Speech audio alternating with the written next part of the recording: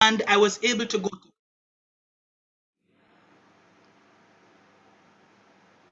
Okay, so oops, yeah. So and I was able to go to Panama before going to Trinidad, and so going to Panama that helped me as well. Picked up on some Spanish, and it helped me just learning more about the culture. So all my trips that I have actually gone on abroad, I've actually went on them. I've actually gone on them as a result of languages. French, Portuguese, all of them. They all occurred through learning languages and the culture. So, what can we do as we move forward? I know we all complain that it is difficult, it's hard to learn, but there are a few things that we can do on our part as it relates to improving. I always recommend to students that YouTube has a lot of information, a lot. And I will share it with you. I'll share a few with you, for example. You can watch shows. We have our very own shows that we have in English. You can watch them in French. And I have the perfect example. Everybody should be familiar with Friends, the sitcom Friends.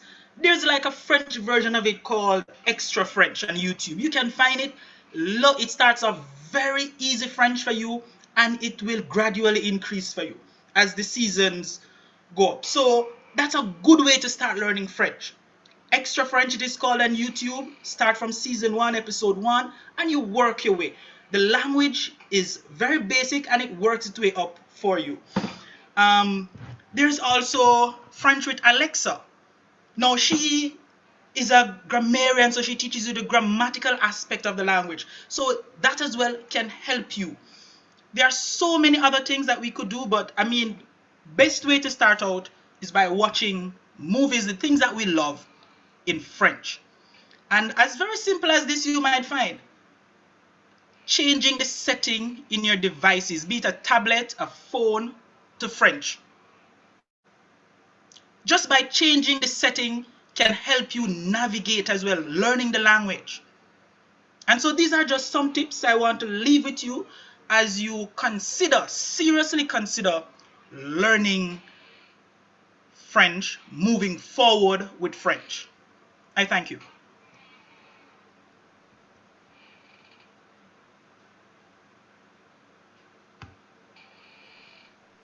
Okay. Good morning, everyone. Buenos días a todos. Espero que todos estén bien. My name is Kezia Mills. I am a Spanish instructor in the department. I am also a PhD student in the department. And this morning, I am going to speak to you all, not so much about the tips or advantages per se about studying Spanish, but speaking specifically about my journey to this point as a PhD student and an instructor in the department. And so I joined the department as a student entering the undergraduate program in 2014. And at the time, my highest qualification rather, was equivalent to CSEC, right? Most of us are of the assumption that in order to matriculate into the program, you have to have CAPE, and that is not true, right? You can also begin, I believe Miss Ashby also spoke to this, starting rather at the intermediate level. And so I began as a part-time student, so I was not able to take all 5 courses. I could only take 3 courses for my first 2 semesters, so 6 courses in total for my first year. And I began at the intermediate level. I eventually, when I finished the degree, I graduated with honors, my major being Spanish, and I also went on to minor in Chinese as well as international relations. So Spanish was of interest to me because where I grew up, the high school that I attended had a very large Spanish-speaking population. There were a lot of students. About 60% of the students there were either from Puerto Rico or from the Dominican Republic. And so what would happen in a school of almost 5,000 students, I would sometimes, as we all would, our schedules will be they would mess up our schedules in a way, right? So we would end up in classes that we were not supposed to be in.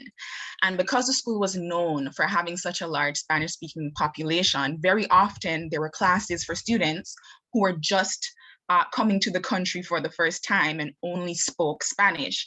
And so sometimes we English speakers would be accidentally placed in a class with only Spanish speaking students. And so we would have to navigate at least for a week or more until we were moved out of the class. And so that is where my love for Spanish and for languages, but specifically for Spanish, began, because I had to learn just by speaking, even at an elementary level, to understand, if even just to communicate with my classmates. And that is how it began. And so I became incorporated, making friends with these students into the culture, right? And when there's something so invigorating and exciting about learning a new culture, not just a language, but learning about the culture and becoming, in a way, vested into that culture. And so, no, I don't need to tell you all that Spanish is, according to many sources, the second most spoken language in the world. I'm sure that you, like myself, you go to certain places, you go to the supermarket, you go to the doctor's office, you go wherever it is, and you encounter people speaking Spanish, right? My neighbor right now is a Spanish-speaking Jamaican, Jamaican of Cuban descent. A Cuban of Jamaican descent, rather. And so it is very interesting to be able to walk up to someone and speak to them and converse with them, not only, as Miss Ashby said, not just having language as, I believe her words, the specific words she used was a meaningless string of words, right? But to understand language, to understand culture, cultural articulation. A lot of the students that I'm teaching now, something that we're learning is that we don't articulate in the same way, right? No single culture articulates it in the same way. We don't think as a whole, as a civilization, we don't think in the same way. And so it is interesting how we articulate in our respective languages a specific idea or concept. And so, yes, I began at the intermediate level. So that means I did, in my first semester, I did intermediate. In my second semester, I did the first part of level 1. And because the department is accommodating, I was able to do the first part of level 1 in the second semester and the second part of level 1 in the summer, right? And so it continued until I was able to finish the degree. Within the 3-year span, I should also mention that I was able to complete the degree with the 2 minors in the 3-year span, as the department is quite accommodating, especially when it comes to your summer classes, which will help you to catch up with your peers or just to the level that you are expecting to reach by a certain point.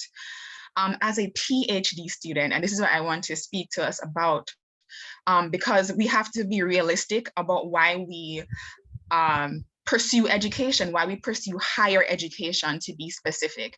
And higher education really is an investment. It is not only an investment of intelligence, right? Our education, learning, our development as human beings, but also to a large extent, it is a financial investment. And so I want to speak about how the PhD, how learning languages, particularly in Spanish, has been what is the word? It has been enriching in more ways than one. And so one of the ways, and this is something that our French speakers have touched on, is the ability, it sharpens our ability for critical thinking and learning English, better learning English.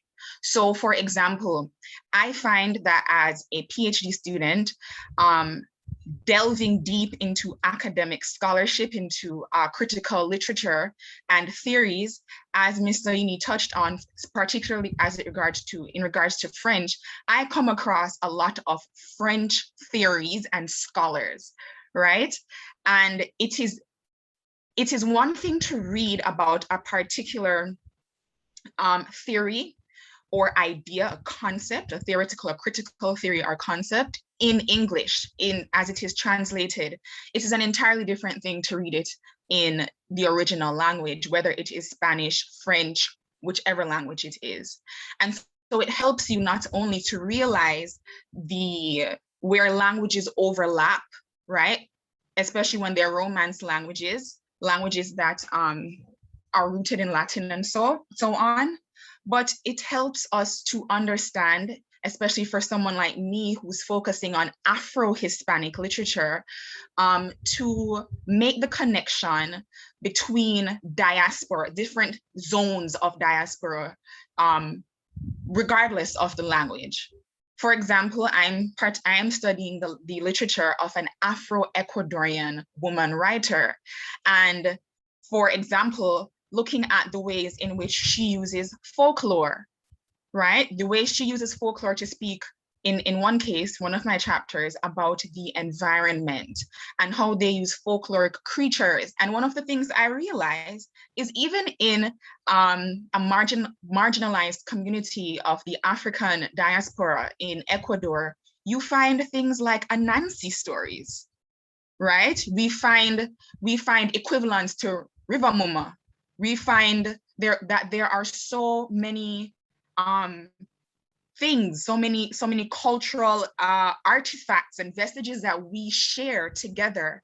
And it is always interesting that we more or less, language is a barrier, but culture is not. And so when we have, to an extent, I should say, culture is not, because there are specific idiosyncrasies and specificities that are different, but more or less, we are all the same. So I would encourage you all, Spanish, French, of course, I'm going to speak particularly to Spanish because it is what I study, it is my passion, but you can start at the intermediate level. Even those of us who are UE students, if you're in high school, you can gear up toward it. You can order your studies so that you can begin at the CAPE level, but you can also begin at intermediate with CSEC. For those students who are already at UE and you are taking a beginner Spanish course, you are taking an intermediate course, I'm encouraging you all to continue. If you're doing Spanish for hospitality, if you're going into the hospitality industry, if you're doing anything as it relates to international relations, any field, the sciences, even if you're going to CARIMAC, if you're in that faculty or department, I encourage us all to pursue a language, to pursue Spanish, to, at the very minimum, at the very least, to pursue a minor. For those of us who are doing international relations, you can even double major. You can double major because when we think about it, if you sit and think about it, I believe it's harder to acquire the language than the concepts of international relations, right? Or any other discipline that deals with international politics or international, any kind of international relations, right? Overlapping of state relations. And so it is harder to hone language at a level in which you can speak not only in an informal context, but a formal context. And so I encourage us all that it is very, very important to be marketable in a very hectic and chaotic, a very competitive job market, that having a language is imperative. It is imperative, and having a high level, being able to speak, right, comfortably and competently in that language. So if you're in high school, it is something to think about even now, to order your studies in a way that you can take CSEC, that you can take CAPE, and get good grades in them so that you can easily, without much stress or difficulty, matriculate into the program. And for those of you who are already at the university and you are already matriculated into a particular degree program, consider doing a double major, or in the very least, a minor, and you will not, there's no way you will regret doing a language. It will open so many doors for you. As you have seen with the videos for our French speakers, our French students, you will also see videos of our Spanish students who are thriving, who are going abroad, who are even doing well here in Jamaica, that studying a language, Spanish, French, rather Chinese, Portuguese, Korean, as it is now being offered in the department, go and do a language. If that is the only advice I ever give to students, whether those here or those in high school, do a language, study a language. It is not only for the skill of language learning, but to develop your overall person, right? So I encourage you, go and do a language. I'm looking out for you all, especially those in high school, to see you in the coming years, and take care.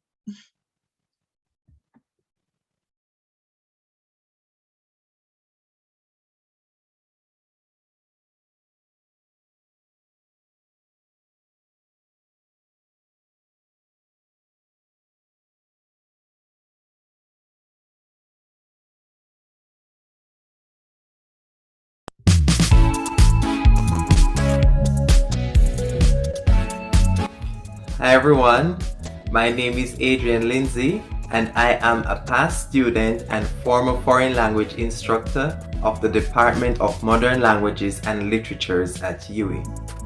As a student, I did a double major in Spanish and French, focusing on both translation and literature in both languages. I love languages so much that I decided to do Mandarin each semester as an elective because at the time they didn't have it as a minor.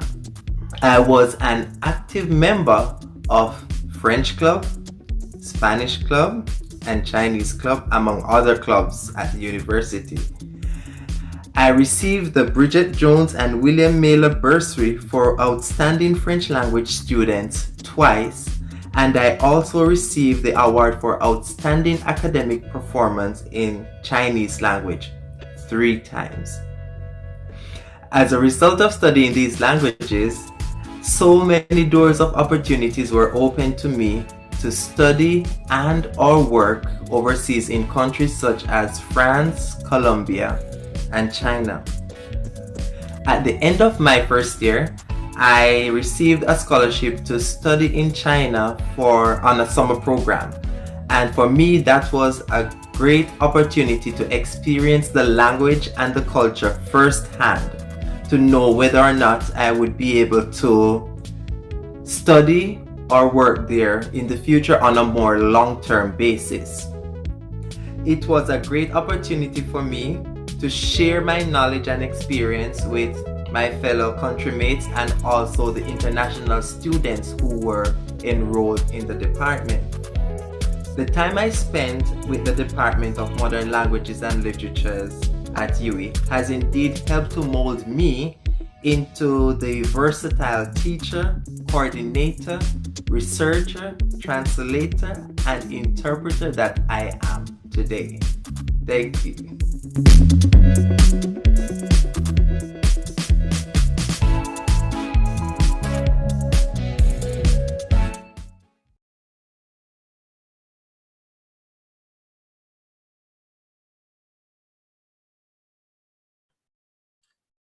Thank you, thank you. I want to give a special hello, shout out to Brianna Mackey. Brianna is one of our UWI students from St. Vincent. Brianna, welcome. I glimpsed you somewhere, and all the students who are on, all the UWI students, high school teachers and students, our wonderful lecturers, thank you all for being here. On the screen now, we have a list of some of the careers you can pursue with a foreign language. You can be a teacher, and that is so exciting. You learn so much. travel so much as a foreign language teacher. You can be an interpreter, a translator, flight attendant, court interpreter, bilingual copywriter, foreign service officer, university professor, language educator, speech language pathologist, audiologist, marketing personnel, bilingual proofreader, bilingual anthropologist or archaeologist, a sign language interpreter and editor, a lexicographer. There are people who do dictionaries and so on. And there are many, many more areas in which you can work with your foreign language. We will continue now with Dr. Nadine Barnett, followed by Ms. Antonisha Henry and Ms. Grace Perez. Thank you.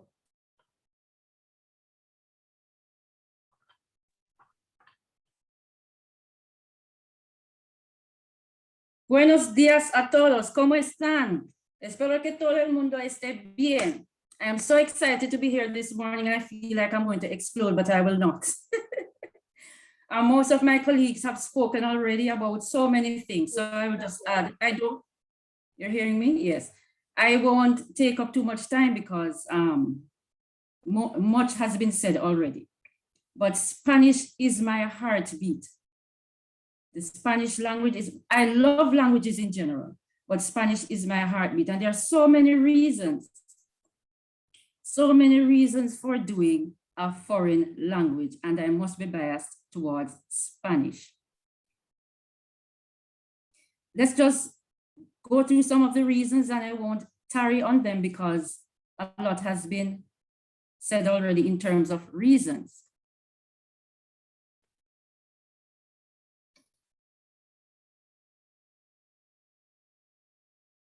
I was prepared to speak only to the university students at first, but I'm so excited to see students from the high school because it brings back memories. There's something about doing a language that helps with your cognitive learning. And I see somebody trying to get on here. Okay. I wanted to see Spanish not just as a language, not just as a subject. It is a language. And when you begin to think about it like that, it opens a whole set of possibilities. Remember that it's the world's second most spoken language.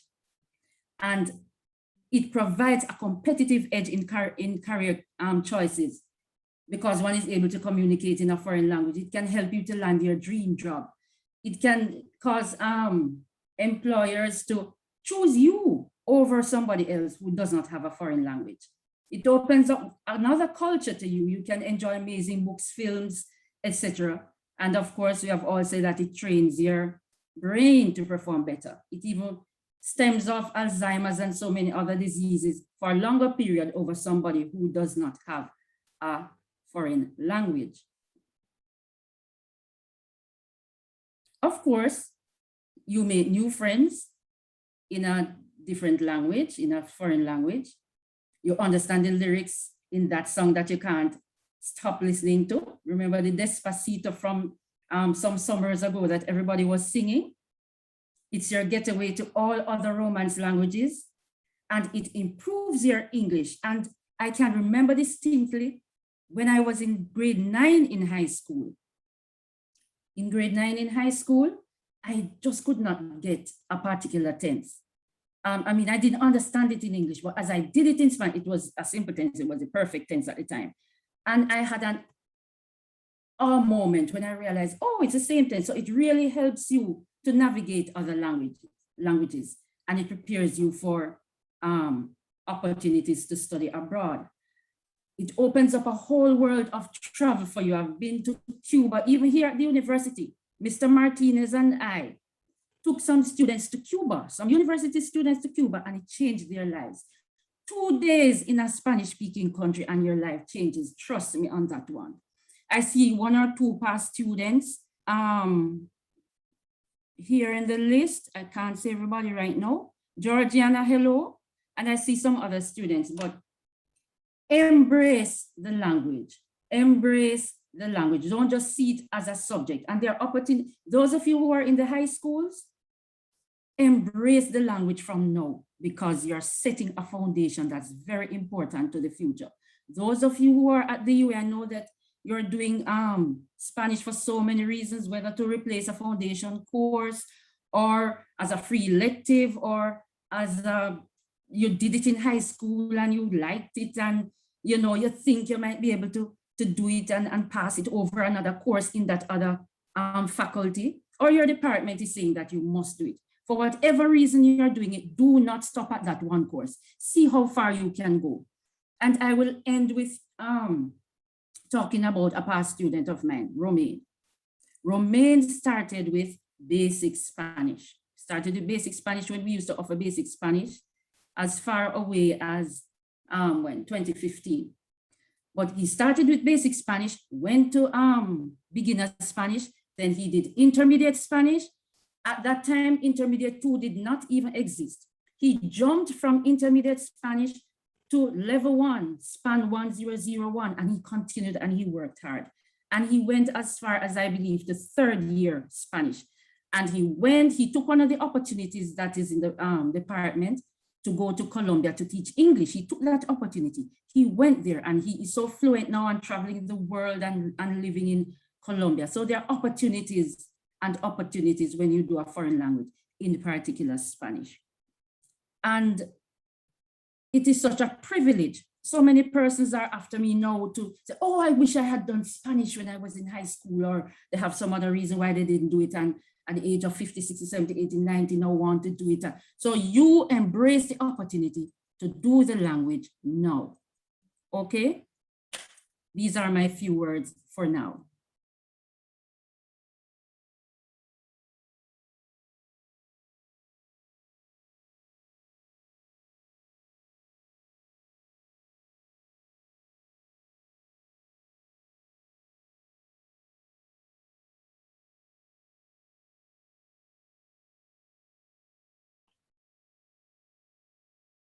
Miss Henry, Miss Henry.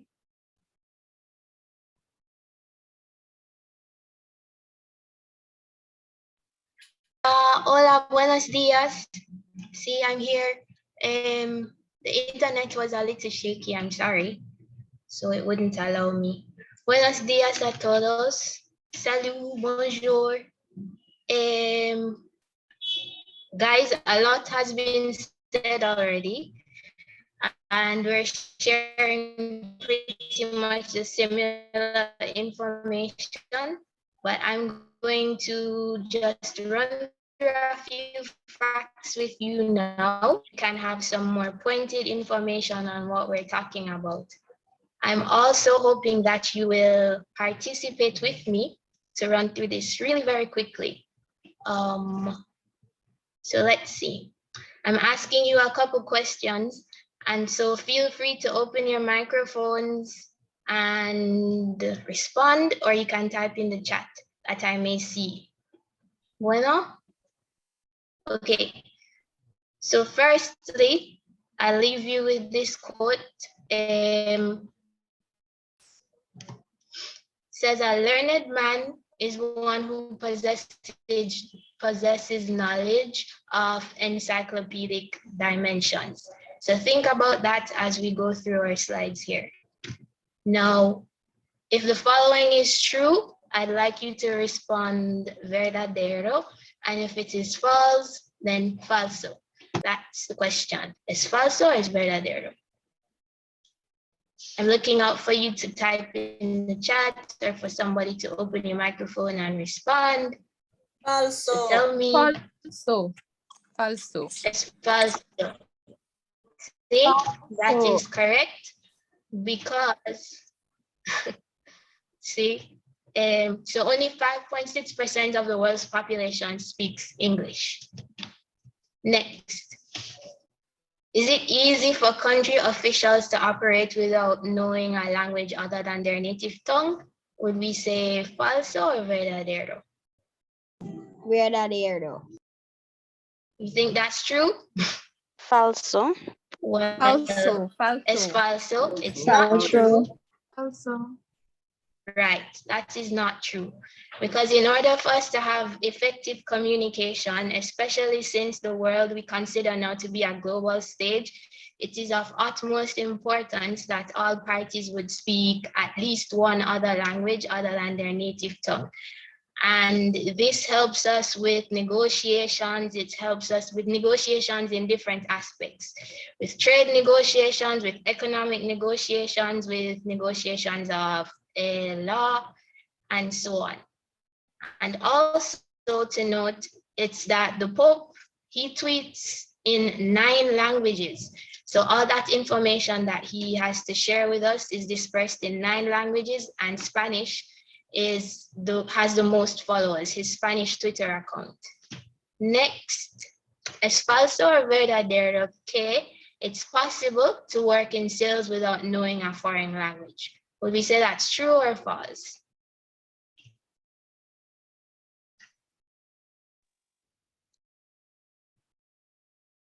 Es falso. Es falso. Verdadero. Falso. Verdadero. Let's see. It is falso. It's not true, because if it is that we would like to share information, if we would like to share information, especially in sales, then we have to understand other person's cultures, what it is that their needs are, in order for us to have them as our target market and pointedly share our goods and services with them. So the language is important. Next, is it true or false, as falso or verdadero, that you can work in the culinary or modern arts or fashion industry without speaking or at least understanding a second language? Falso. Es falso. See, because in the culinary and ballet worlds especially, it's mostly French words that are used, French words and French terms. If you guys are interested following this presentation, you can just do a quick Google search of some dishes and you'll see what I'm talking about there with the culinary world. And next one, es falso o verdadero, the United States has the second highest number of Spanish. Do you think that's true or false? Verdadero. Verdadero. Es verdadero. Yes, that is true. And so it's important, guys, that we learn our second language, especially Spanish, because you're thinking that you're traveling to an English-speaking territory, which is the United States, but it is highly likely that wherever in the states that you visit, you're going to encounter at least 5 Spanish speakers.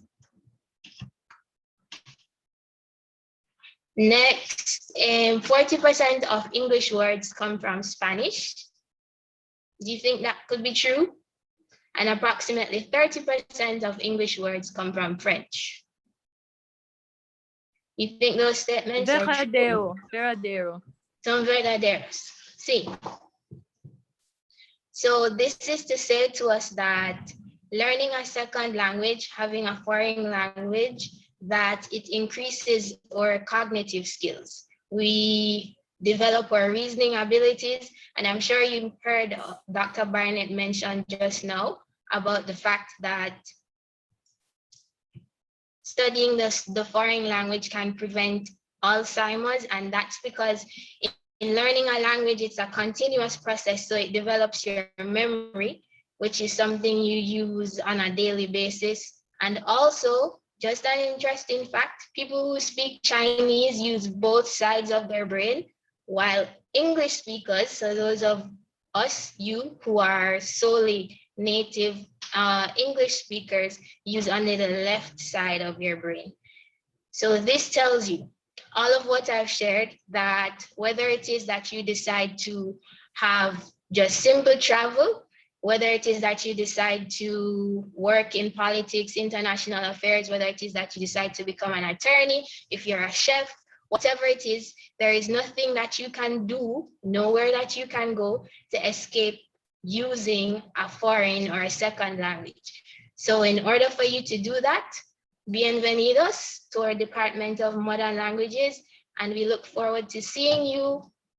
Ciao. Hope you learned something.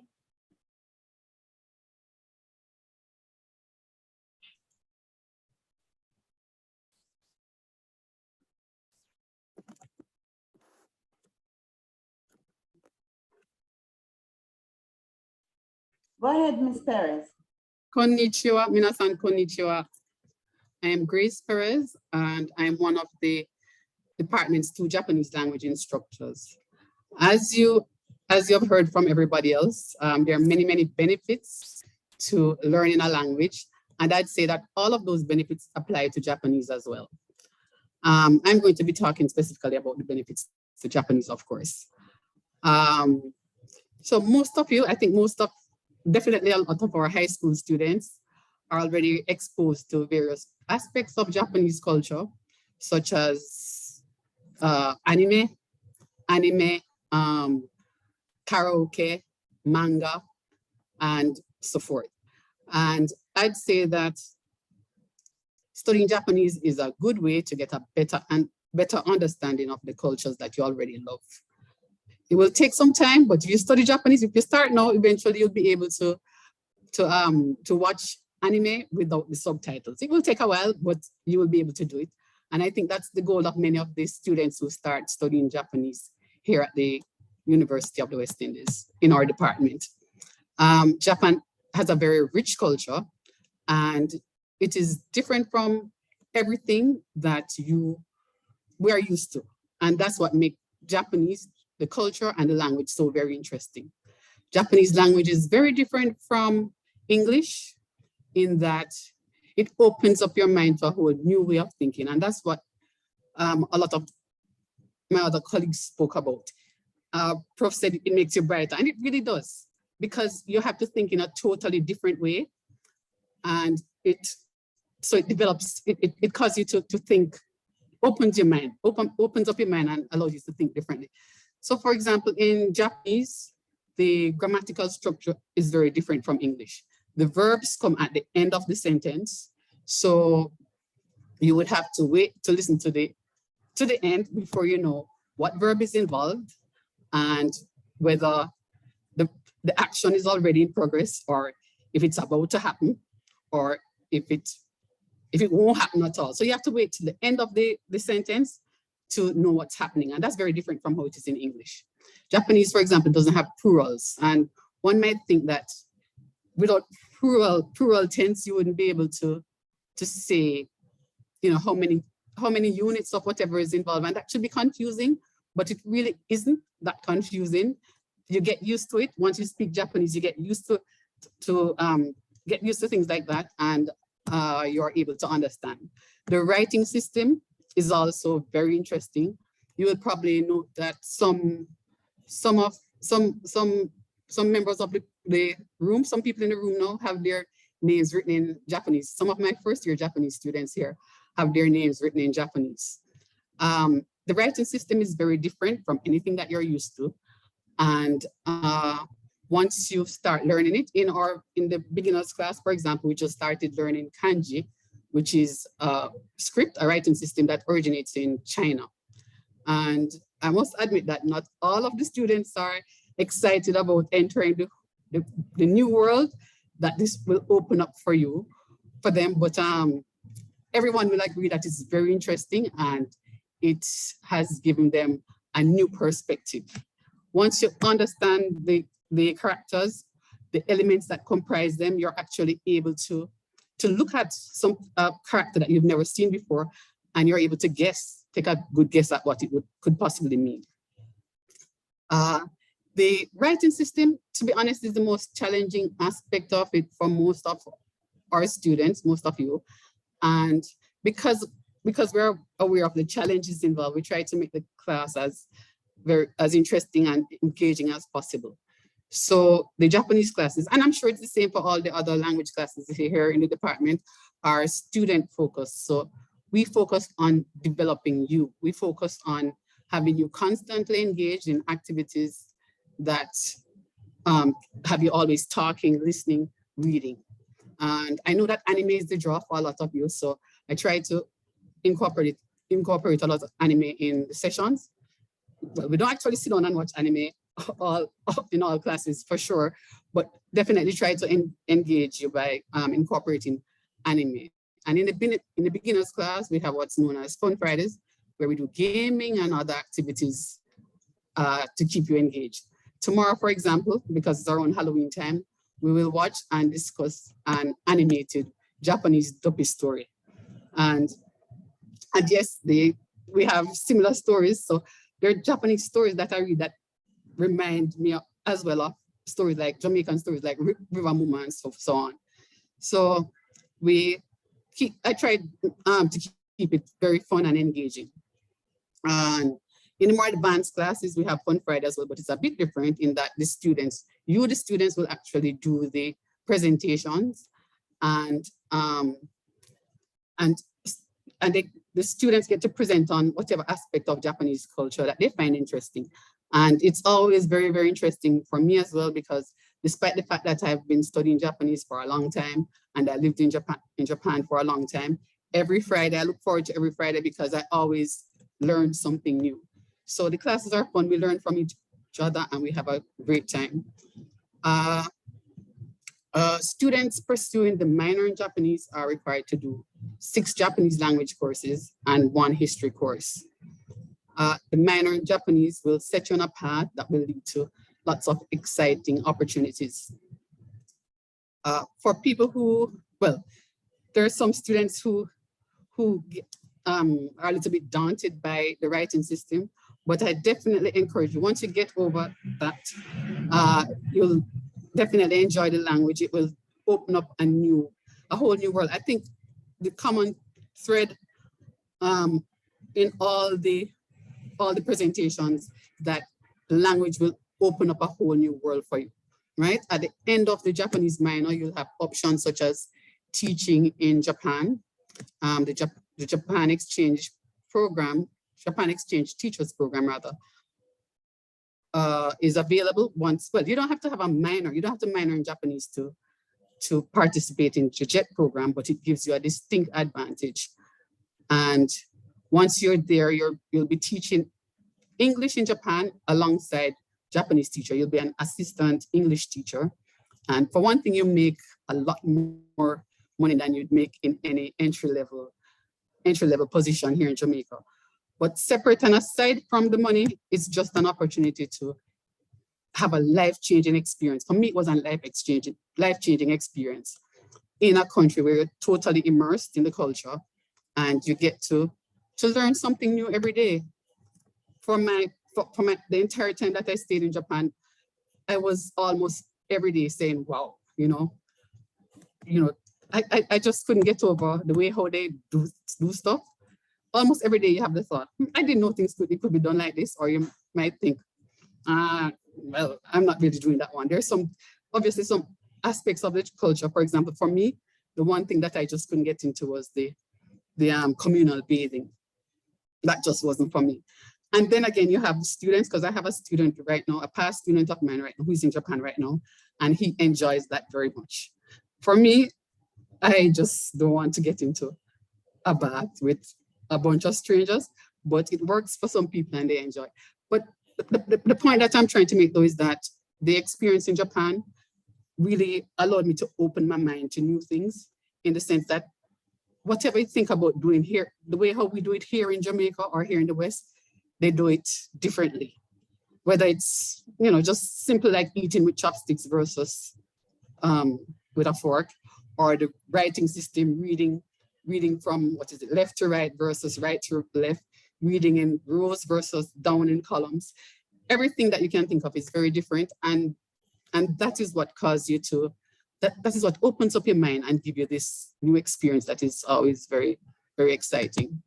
So in any case, minoring in Japanese, we don't have a major available here at the U yet, but minoring in Japanese will give you a lot of opportunities, give you a better opportunity, a better chance of living and working in Japan. And I lived and worked in Japan for quite a while. I worked for the Jamaica Tourist Board where my job there was to promote Jamaica as a tourist destination. And I also worked as a translator. And so I would definitely encourage you to get started. If you have not yet started, get started studying Japanese.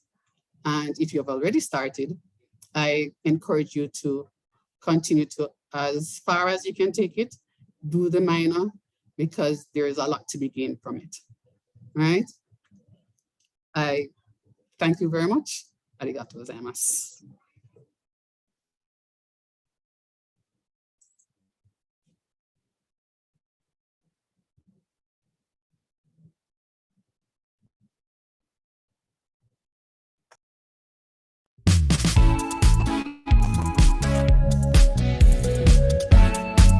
Hola, mi nombre es Abijay Nevers. My name is Abijay, and I decided to pursue a double major in operations management and Spanish, and I'm so happy that I did. It did not take me long to recognize how much of a quality program is being offered by the Department of Modern Languages and Literatures. The lecturers are from all parts of the world, which affords every student the unique opportunity of being acclimated to varying cultures and accents. Take advantage of this window of opportunity now. Les están esperando para hacer su especialidad. Hasta.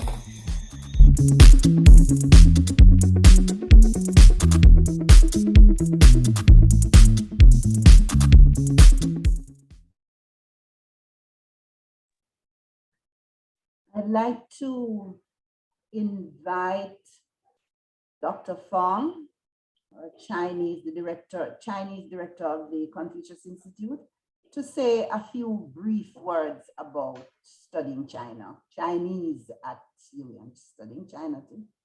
Professor Fong? Yes, here. Okay. Okay, thank you, everybody. Actually, just now I heard Ms. Henry mentioned that the Chinese and English speakers use different part of the brain. So that's a whole person. That's very good to know.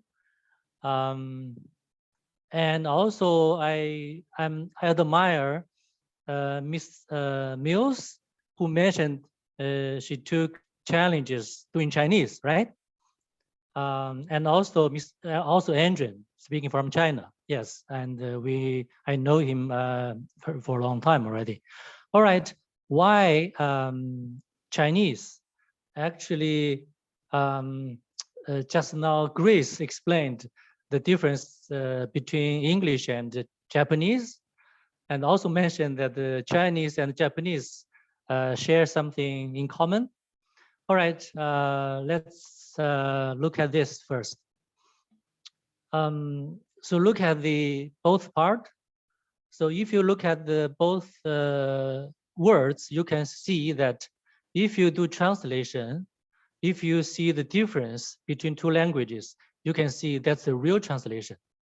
It's not like German to English or Spanish to French or whatever, because Chinese language is so different from the English language. So maybe Chinese is different, but doesn't mean that Chinese is difficult, okay? So this is one of the two lines by the famous Chinese poet Li Bai. Okay, I think it's in English you can read it's beautiful. In Chinese, of course, it's more beautiful. And the reason, let me briefly list a few. Okay, Chinese as the most biggest, as their native language in the world. Of course, we have 1.4 billion people who speak Chinese, and overseas Chinese, there are about 100 million overseas Chinese, not in mainland China. And China has the longest continuous civilization in the world.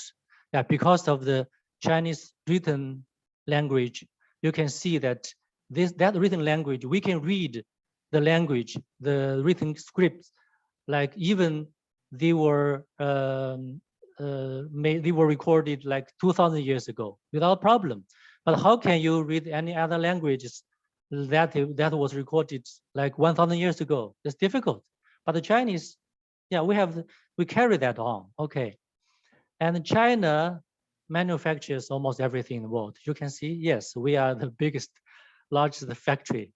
We produce everything. Sorry. And also, we produced one of the finest literatures in the world because of our long civilization, such as poetry. And in addition to that, you will have opportunities to have get scholarships and working opportunities. Recently, a few Chinese companies in Jamaica, they asked me to find for them interpreters. I mean, English between English and Chinese and English. So far, I haven't got anyone. I'm still trying. All right. That's something. Okay. I'll wait for your questions later. But before I finish, I'd like you to read a poem by yourself, whether you enjoy it or not. It's one of the most famous Chinese poems. I know Professor Ramsey is a poet, professor plus a poet. Maybe Professor, I don't know whether, yeah, you can make comment on this poem.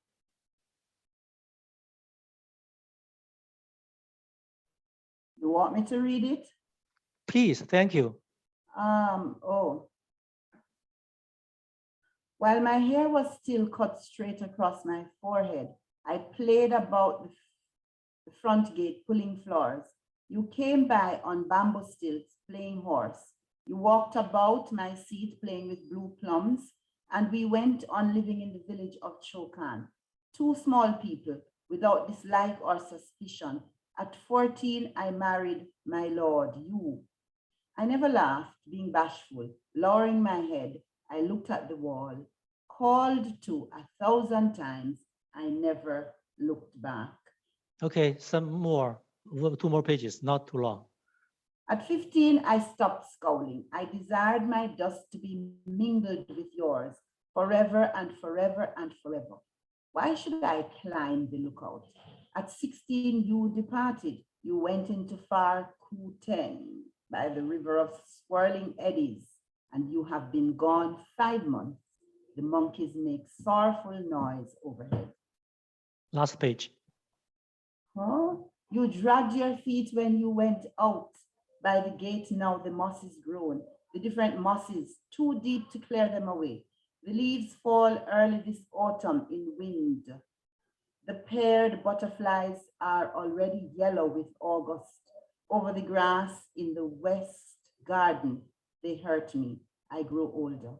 If you're coming down through the narrows of the river Kang, please let me know beforehand, and I will come out to meet you as far as Chofusa. Yes, thank you very much, Professor Ramsey. Yeah, very poetic, I think you're reading. Okay, that's my brief introduction, and I can answer some questions if you raise some, later on. Okay, thank you. Thank you very much. We are finishing up now. We still have 129 persons there. Stay where you are, do not go. We are going to be finishing shortly. I just want to thank everyone who is there, a lot of past students, present students. And just to sum up very quickly, remember, if you come to us, you can do a double major, you can do sciences and a foreign language, you can do history with a foreign language, you can do library studies, or you can do a minor. We want you to come. We know a lot of you are doing CAPE, those Campion students and so on. We know you're doing CAPE Spanish and then you come here, and CAPE French, and then you come and do something else. We want you to come and continue your foreign language. I want to say a special shout out and hello to one of our instructors who teaches our students online from Spain, Miss Yasmin Sadeghi. Yay! Yay! Yes, yes. And I noticed one of our students who did a double major. This is Erica Harris. She's now doing her master's in, Erica, I think you're doing it in management, but Erica was a double major in Spanish and something in management enterprises or something like that. Good to see you, Erica. I want to thank our lecturers who worked so hard to put this together. I want to thank all the preliminary students with 2302 students, 1401 students, French students, all of you. Dr. Dennis, please come and wrap up now. Thank you. Hello, everybody. Well, I don't have a lot to add because we already had a wonderful, series of presentations, but I just have to say, that as you can imagine, probably by my accent, I am not from here. I'm not from Jamaica. I'm from Spain. I am one of the lecturers at the department, and modern languages, the fact that I learn languages as a child and as a young person at university level, that is what actually helped me in developing the career that I have right now and in traveling the world, which for me is extremely important. Learning new languages, we open a number of doors for you. You might be able, or you might decide to pursue languages because then you can work as a translator, as an interpreter, as a teacher, and you want to specialize in languages, offer language services, but you can also just learn languages because that can help you in developing your professional career in anything else. Having a second language will always be an advantage, whatever else it is that you are doing. And I know that this has been mentioned already, but this is something that I have to emphasize. Language is not something that happens in the vacuum. It's not about, like putting together a few words. You need to learn the culture. You need to learn, you need to watch movies, you need to read books in order to be able to fully appreciate the way in which Spanish people, French people, Chinese people, Japanese people see the world. Because I truly believe that language is one of the ways in which we actually construct the world around us. And that is why culture is extremely important. Now, to our UWI students, I have to tell you, please come, do a major with us, choose to take it farther, choose to not only do the language courses, but also the literature and the cinema courses and complete your major. And you can complete your major side by side any other major as well. And, to you high school students, please continue learning the language. Please come to UWI. Please do as Selena said, 1, 2, 3 language courses.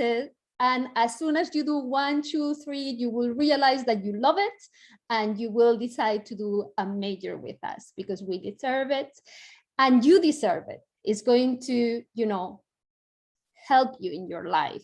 And I say majors for Spanish and French, but same thing for the minors that we offer in Chinese and Japanese.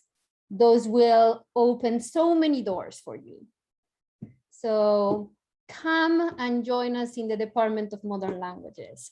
And now I'm here to, moderate the Q&A session. So please, raise your hand or type your questions in the chat and we begin. Eddie, I see your hands up. Would you like to say something? Yes, good afternoon. My apologies, I missed most of the presentation. I was having some issues with connection. I wanted to know, as a postgraduate student, can I also do a minor in foreign languages or a selected foreign language, or is it only available to bachelor's students? Okay, so Prof. Ramsey, you can correct me if I'm wrong. I believe that you can take courses in modern languages just to, be able to learn the language. But if you need those credits for your degree, for your postgraduate degree, then you will need to take one of our postgraduate courses in the department. The issue with that is that the postgraduate courses in the department, which we do offer, require you to already have a certain level in Spanish or French. So if you just want to start from, from zero, I believe that you can do undergraduate courses, but they will not count as credits of electives towards your postgraduate degree. Okay, thank you. You're welcome.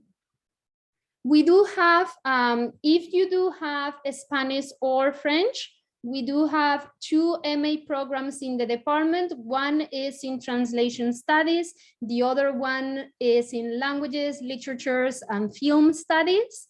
So, if you are interested in continuing your studies with us as a postgraduate student, that is definitely a possibility. And you also have research-based programs such as MPhil and PhD.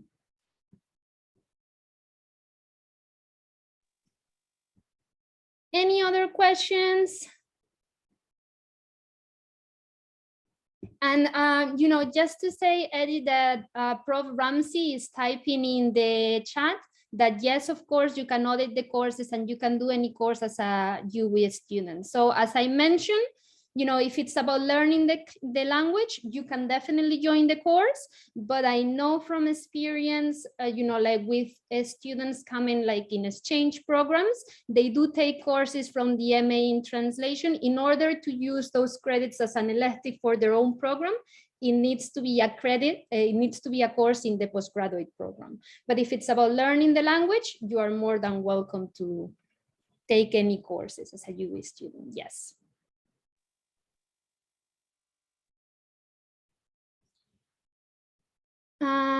Okay, so let me see if I can see to some of the questions.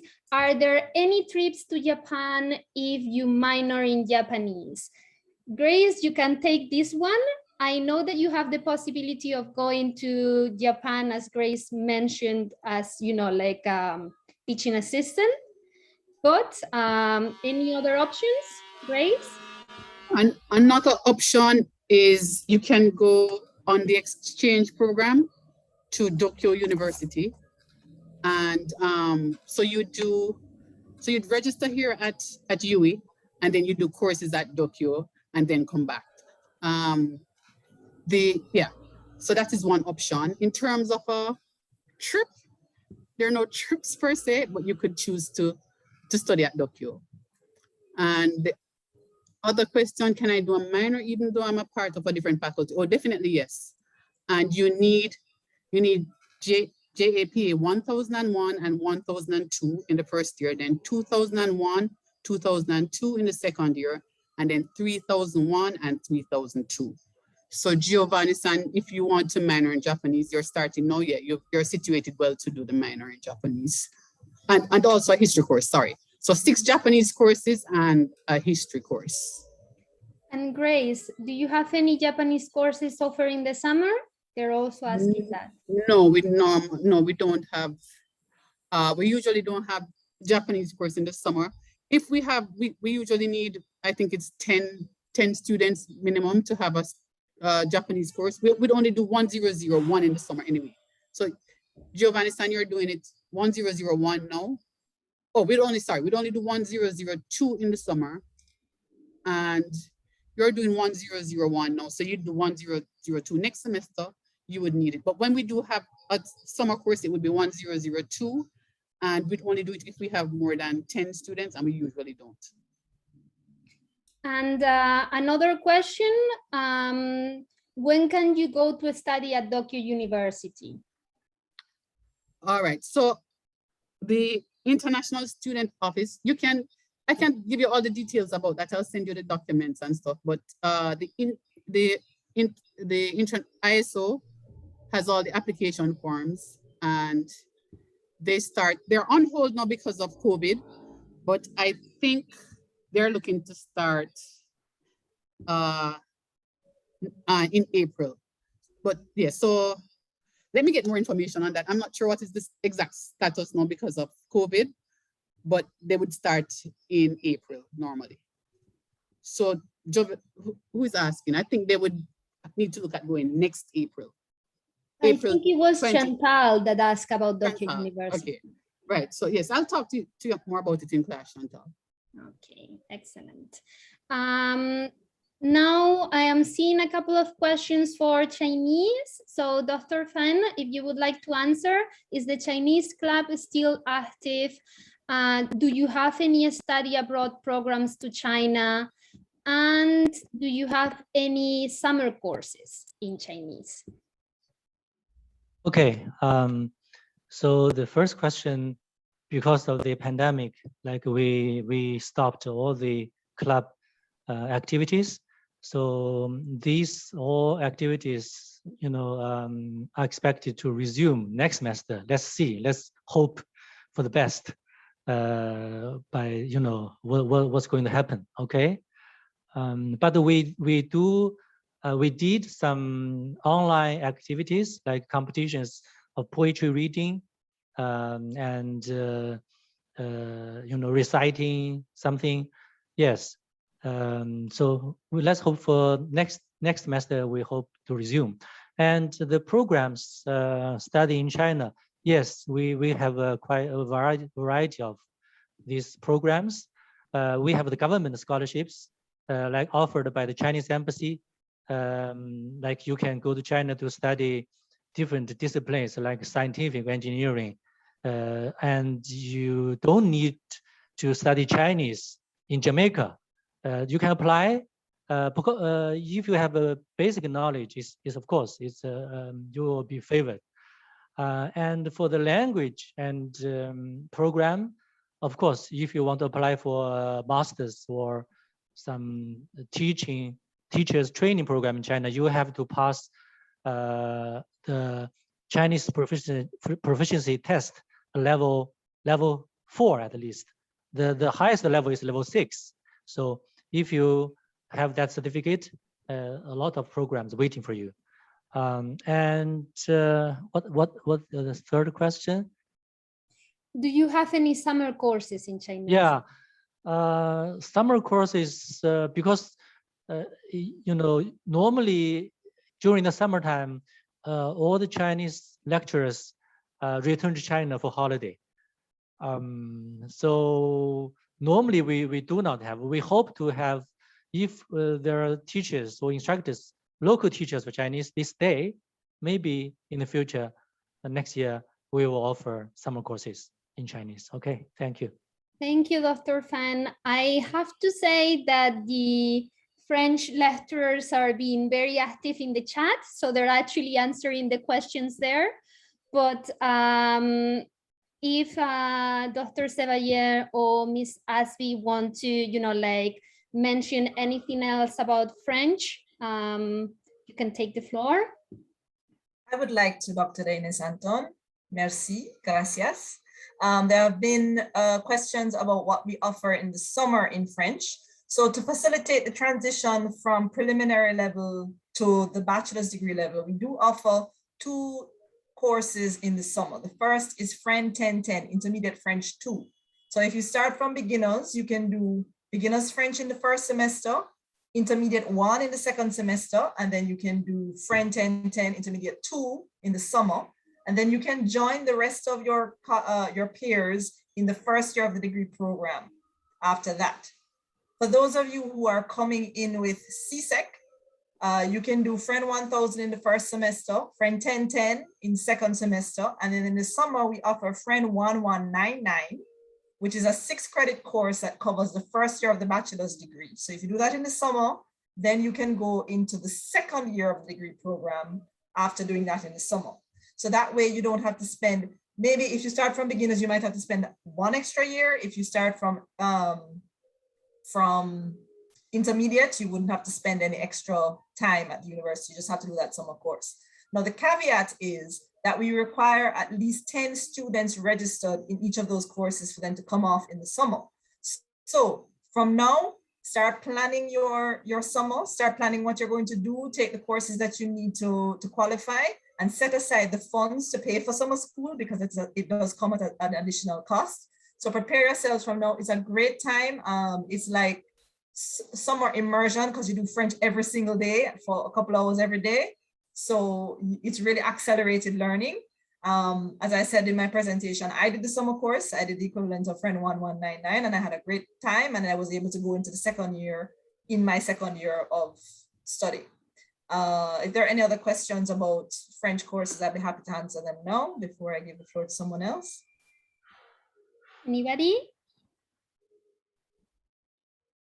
Do you have any online courses?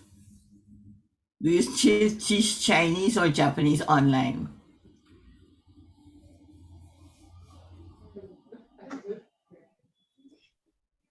Well, we are currently teaching everything online because of the COVID pandemic. Whether they are going to continue offering courses online or not, that is a question mark. And for the Chinese, I mean, online courses, we have been offering online courses all the time since the beginning of this year. And so far we have actually more than 1,000 students who registered online, though half of them just didn't continue. They just get the basic knowledge of the language. But since September, we have no more free courses. So all the courses online, different levels, as long as we have 5 students, we will start, but you have to pay.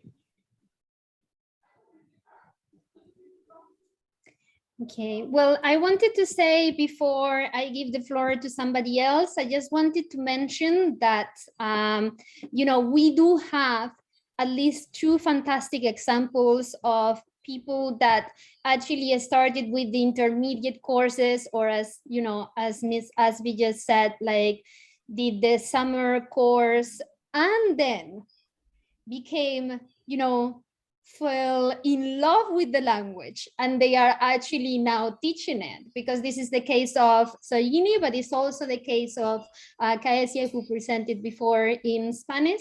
So basically what I am saying is that we are not closing our doors. It's not only for students that have done CAPE. It is great if, you know, for all the high school students out there, please do your foreign languages, please do CSEC, please do CAPE. But even if you don't have that, you can still come into our department. We have our preliminary courses, and those will just, you know, push you to the right level. For Spanish, I've seen a few questions about Spanish. So if Dr. Barnett or Antonisha, if you want to take the floor and give some more information about Spanish. I am looking at the questions here. Well, they were asking about the Valladolid program, for example, about other exchange programs in other places apart from the one in Valladolid, and the difference between a minor and a major. Those were some of the questions, I would say. Right, and I believe Professor Ramsey started to answer some of the questions in terms of the minor and the major. For the major, you need to do at least 12 credits. You know, you start with your CAPE, or even as you just said, if they don't have CAPE, they can start wherever they are. That's a good thing about being in the department. We'll accommodate you. If you start as a beginner, you can work your way up and do the necessary credits. For the major, what is the process of declaring your minor? Okay, you do the courses necessary up to, and you declare your minor when you get to the second year courses, as far as I understand, right? You do, so depends on where you start. Wherever you start, you work your way up to say span 2501, and you declare the minor there and continue. And just to add, as Miss Ashby had said about doing the summer school, that's also available for Spanish, to do the joint courses in the summer. That's also available for Spanish, and it is actually also what I did in my undergraduate degree, because I was studying international relations as well. So in order to save the time, we would say, and finish within the same 3-year time period for your degree, that is an option. And in response to the question about what is the difference between doing a major and a minor, I mean, Ramsey was already answering, so she will give you the actual details. But I'm gonna go ahead and answer and say that the difference between doing a minor and a major is you should do your major because when you do a major, you also cover all those literature, film, culture courses that will not only help you in learning the language, because it means having more, more hours in the day in which you're going to be exposed to that foreign language. So it's going to help you with your language courses, but it is also going to help you grow as a person. Believe me, when you learn about other cultures, you start questioning your own assumptions, and it is always good to just, stop and ask questions. I think that asking questions is, one of the best things that we can do. And even if you decide to do a minor, which is already great, I would suggest try to get some electives and try to do some of the literature course, the culture courses, because they are truly going to help you. Okay. We're now at 11:45. Dr. Dennis, thank you. We had scheduled to end at 11:30, but I want to thank you very much, Dr. Dennis. Thanks to all of you for your questions and for your participation. What we will do is to post some of, and when I say that, it doesn't mean we are going to do it right now, but within the next 2 weeks, as much as possible or before, we will post answers to those questions on our website. The person who asked the question about the difference between a major and a minor is Sarah Beth, who is doing a major. So Sarah Beth, you have to do the 2 language courses every semester, and the literature, you have to do literature and translation. So go on the website and see, and we are updating the website, the information on the website. You can call the department 9272293 and get information on the courses that you have to do. When you were on campus, when students were on campus, it was so much easier to just walk in and get the information, but the information is there. To do the minor or the major, you have to cover the main first year courses, because when you get to second and third year, there are courses that require those lower level first year courses. So you have to make sure you're asking questions at all times and making sure you cover the courses, right? When you are not sure, get the information. To declare the minor, you go on SAS, you go on the department and you make that request, and somebody will approve it for you. Yes, Jayon, we are recording, and Mr. McCook will post it somewhere. We haven't decided if we are going to put it on YouTube just now or wait, take advantage of it and use it again, because some of the presentations were so good. Most of the presentations were good. Some of them we would want to run them again. But I hope you really benefited by this session. We will do another one. The main thing we want you to understand is that you shouldn't be afraid to come and register with us, even if you don't have CAPE, even if you don't have CSEC. We will start you at beginners, intermediate, and then in the summer, if you come and do beginners in semester 1, semester 2 you do intermediate. In the summer, you do intermediate 1, then you can do intermediate 2. Then we have an intensive Spanish course where we do both level 1 courses. And by the end of the summer, you'll be finished with year 1. We have ways of accelerating your movement through the program. So you can finish if you're a diligent student. You have seen several examples of people who, and it's actually better if you start with intermediate. You start with intermediate, by year 2, you can join the second year students and you finish your program in 3 years with everybody else. But it takes dedication and it takes hard work and it takes enthusiasm. So you notice that everybody who presented was excited. That's how we are in foreign languages. We are exciting people, right? You have to do that. It does that to you. The international office is no longer an office by itself. It is now part of admissions. So you can go to admissions and get information from them about different programs, right? We have a number of exchange programs for the different languages.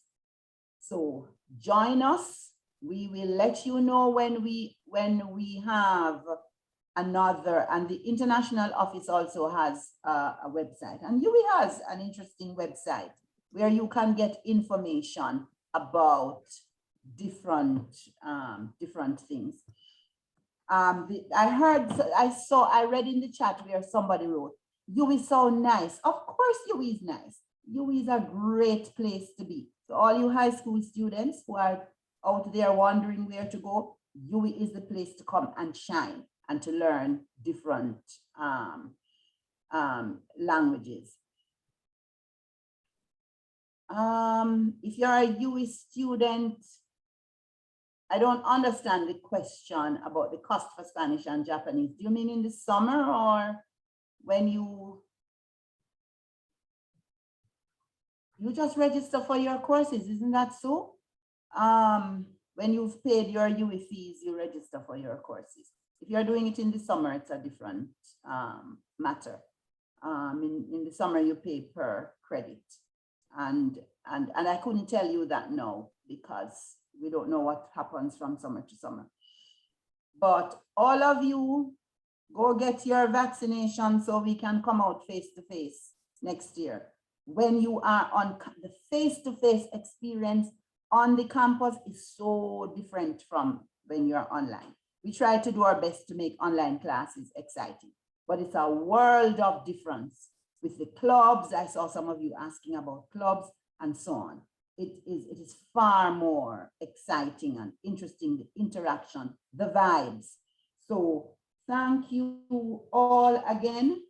Thanks to all the people who joined us from overseas, all the past students, as I said before, and all of you from different areas of the university. Thank you very much. Dr. Dennis, I don't know if you want to take one last question. Is there any one last question you want to take? I think most of the questions have been answered. And of course, also you have been given the information to contact the department. So you have the website, you have the email address, and you also have our phone number. And we are there in the office, but because of COVID restrictions, I understand that maybe all these other ways of communicating might be easier, but you know, we are there and we are accessible and we want you to come and ask any questions that you may have. So just, you know, come in and ask, just, you know, contact us. Right. Thank you. Just to acknowledge, I think that the Education Officer for Foreign Language for Spanish, Mrs. Marta Corbett-Baugh just joined us, and in the chat she has written, you can study any career and add foreign languages as an amazing skill. And a lot of our students are doing that. I think Daquan is on, who is doing a double major in the sciences and Spanish. And there are other students who are in the sciences doing things like biochemistry. Did you see that amazing video by the engineering student? That video was just fantastic that he did. It's a student who did engineering and French. So thank you all very much. Everybody go run and start learning some foreign language now. Hasta la próxima. Ciao, gracias. Bye. Bye bye. Ciao. Any of the other lecturers want to say anything? Adios, ciao. Au revoir, bonne journée. Okay. Gracias a todas y a todos. Hasta pronto. Au revoir. Buongiorno. Ciao, bonjour. Many of our lecturers are there who are quiet. Dr. Bruni is there, Dr. Seve is there. There's Brianna. Adios, amigos. Adios. Okay. Bye. Thank you Sayonara. all so much. Bye-bye. Thanks to the schools. I thank those schools so much for joining us. Okay, bye.